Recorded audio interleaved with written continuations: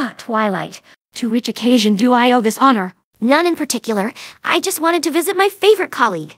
Hi, how are you doing, Luna? I am doing good, thank you.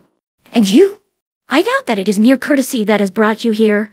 After all, you are always so busy with partaking in a YouTube series. Well, I can't deny that. You got me. I'm actually here because I wanted to get away from Ponyville for a while. Even if just for one episode. Lately it feels to me like Robotus is running out of ideas. Ever since his den plot ended, he just seems to be aimlessly wandering about in his sketches, waiting for a burst of inspiration. I don't get why he can't just take a break for a week or so to rest his mind. Instead, he just has to keep on pumping out whatever low-quality sketch he can produce. Evidently. As you may not have noticed, you are being accompanied by a camera, so I would suppose that this visit here will also be made into an episode. What? Huh. See, he just can't let it rest. Well, I don't think there is anything either of us can do about it. I say we just get it over with. One positive note is that at least my other friends aren't here. So there's at least that point that makes this episode stand out. Let's just get to the point, Twilight. What is it that you wanted to see me about? Something to do with my sister, perhaps? Your sister? Oh, right! You don't happen to already know about that, do you? About what? Great. All right, let me fill you in on what happened with Celestia. But I want to say in advance that she left us no other choice, and only she alone is to blame for how things went. Oh boy, judging by that introduction, I can only imagine the kind of shenanigans my sister was involved in again. Okay, I'm ready. Just speak it out. I'm just gonna cast a spell that summarizes the entire Clocktia business into your head, because Robotus can't be asked to retell all of it. Oh, I see. So that's how it went down. I have to admit, I am somewhat saddened by this. It aches my heart that my sister's relentless power hunger led her to the same fate that I was once sentenced to. I warned her. I knew something like this would happen. But no, the big mighty sun goddess always knew better. But just so we're clear, we didn't have another choice. It was clear that she was gonna kill us. I know, I don't blame you for what you did. But still, I find it sad. Sad that it had to be this way. Unfortunately, this was for the best. My sister was never able to accept your rise to princess status. She might have played her role in the series, but deep down, she always resented you for the honor you were given. I guess I should have taken her more seriously. Maybe I could have done something to prevent her fall to darkness. Definitely when she tried to kidnap me, I should have known that something was up. Usually she didn't mind me being a princess, because we both were born as gods, but in her eyes, you were always nothing but a mortal. Wait, Celestia tried to kidnap you? When? The night I was in Applewood, attending the Mare Duel premiere. She showed up in my hotel room and attempted to capture me. But when she failed to do so, I merely shrugged it off as her usual shenanigans. I mean, she has always been like that. It's just how she is. I look past all her authoritarian methods because she's my sister, and I still love her. But I agree, this time she definitely went too far, and I failed to see the signs of that. In my defense, though, how should I have predicted that she would actually really pull off this Daybreaker plan? Daybreaker plan? Oh, hell no! Don't tell me you knew about that! Well, I didn't entirely know of it, because I didn't know she actually did it. But, yes. It, might have even been me who gave her this idea. You what? Not intentionally, of course. But I might have said something in our discussion that spawned this idea in her head. Stop this evasive politician speak, Luna! Give me a clear answer! Did Celestia tell you in person that she was going to try to become Daybreaker? Yes or no? Well, she did. Holy fucking wow. Seriously, I don't even know what to say at the moment. How about thank you, Luna? Thanks for being the considerate mayor that you are, and warning me about your sister's evil plan. That was the complete opposite of being an ignorant asshole who selfishly couldn't bother to give a single fuck about others. I am so monumentally grateful that I had your information to rely on. I mean, just imagine if I had not known anything about her plan, she would have taken me by complete surprise. That might have put not only myself or my friends, but also their Philly sisters, as well as all of Ponyville in danger. Like really, I cannot even stress enough how important it was that you warned me in time. You are a real fucking hero, Luna. All right, I get it. Man, some ponies really have a way of making a big deal of something. You know what? Whatever. It doesn't change anything. Celestia is defeated either way. It was way more dangerous and life-threatening than it needed to be, but let's just rest this topic. How are things here in Canterlot, concerning the government and all that? I hope you were able to handle everything by yourself during my ongoing break from ruling. Oh yes, I myself hardly have anything of value to tell about. The government business is running smoothly and everything is working out. I'm doing fine working it by myself. What? But you look so rested and laid back. When I was forced to run the country while you were hiding in Celestia's castle, I was in constant stress. That's not fair. I was always under so much pressure. Well, I for one only have to focus on this one job. That might be the reason. You, however, always had to squeeze in the time to perform these dumb sketches for YouTube. You know, you've got a point there.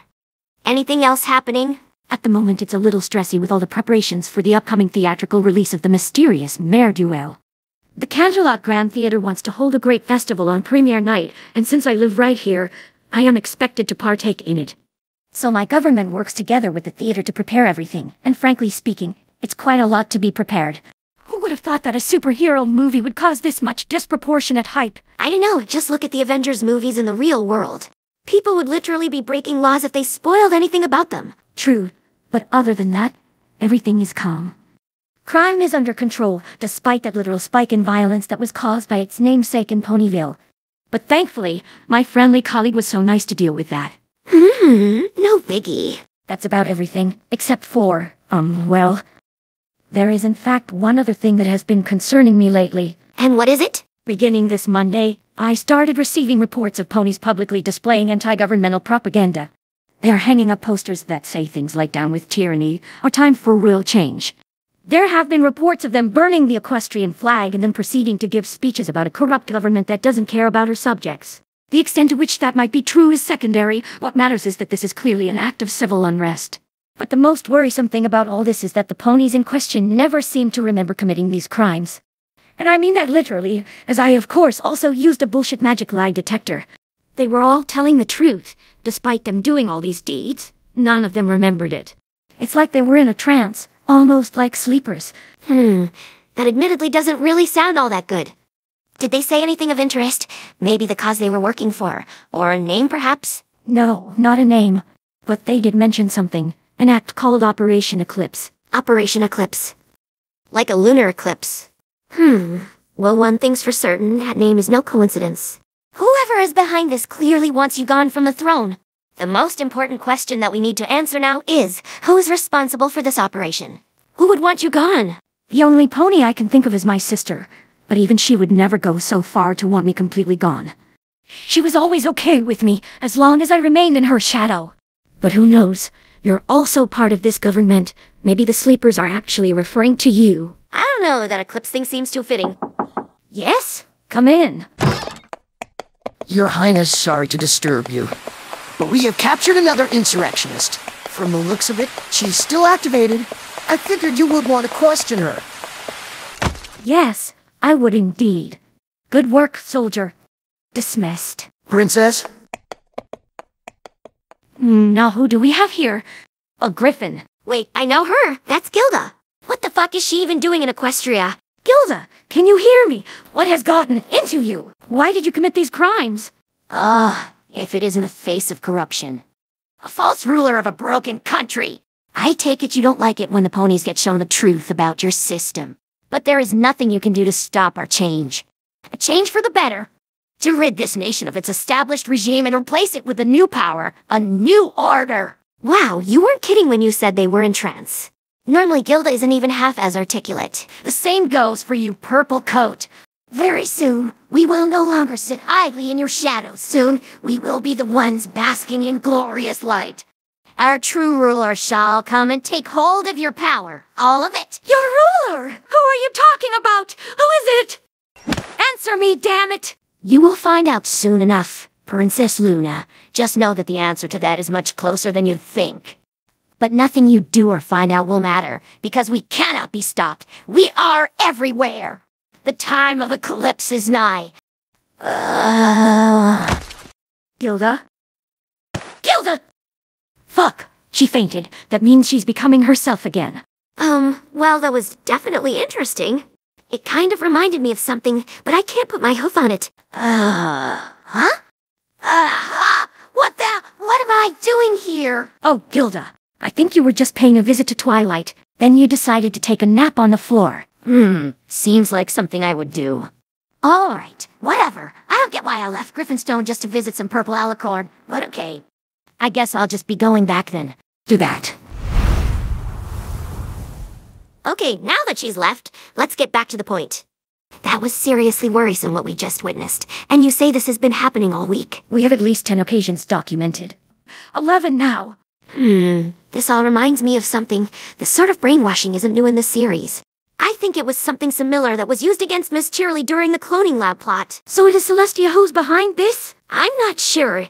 It can't be her, because we banished her into the sun, but this method just has her name written all over it. Or maybe that of her institution. That's it! Shining Minds Reformatory Camp! That's where Celestia used to send dissidents and troublemakers, ponies who would openly criticize her way of ruling. If I'm correct, they used a form of brainwashing in that camp. Cheerily even got turned into a sleeper agent. I see. Then that seems to be our best lead. I'm really sorry that I have to ask this of you, but could maybe you be the one to check out Shining Minds Camp? I still have so many preparations to make for the movie premiere. Sure, why not? This visit already proved to be anything but a break from the ordinary anyways, so I might as well accept this new plot. I will be visiting Shining Minds Reformatory Camp and see if I can't find out anything about this Operation Eclipse. Thank you, Twilight, but be careful. You heard what Gilda said. It isn't only me who's being targeted. They are after every ruler. I know. I will be careful. I promise. Good luck, my friend.